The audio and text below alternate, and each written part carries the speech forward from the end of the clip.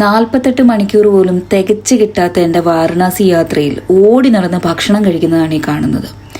എന്ത് കഴിക്കണം എന്നുള്ളതിനെക്കുറിച്ച് ഒരു ഐഡിയ ഓൾറെഡി ഗൗരിയുടെ നിന്ന് ഞങ്ങൾ എടുത്തിട്ടുണ്ടായിരുന്നു. എങ്കിലും എവിടെയോ കയ്യിൽ നിന്ന് പോയി.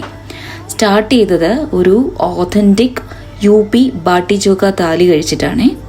പക്ഷെ എന്നാലും വാരണാസിയുടെ രുചി അറിയണം എന്നുണ്ടെങ്കിൽ അത് തെരുവുകളിൽ നിന്ന് തന്നെ ആവണം. അപ്പോൾ തൽക്കാലം വൃത്തിക്ക് വിട.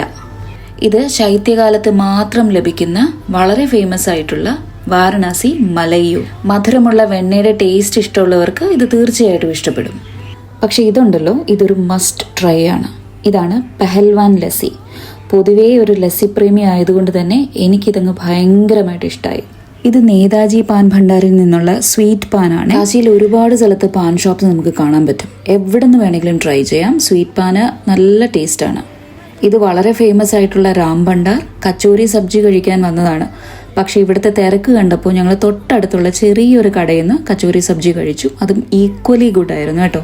ഇതിൻ്റെ കൂട്ടത്തിൽ ജിലേബി കിട്ടും, അതും ഭയങ്കര ടേസ്റ്റ് ആയിരുന്നു. പിന്നെ ഇഷ്ടം പോലെ ചാട്ട് കഴിച്ചു, മാഗി കഴിച്ചു, ചിക്കൻജി കുഴിച്ചു, പിന്നെ വെറുതെ ഒരു താലി കഴിച്ചു.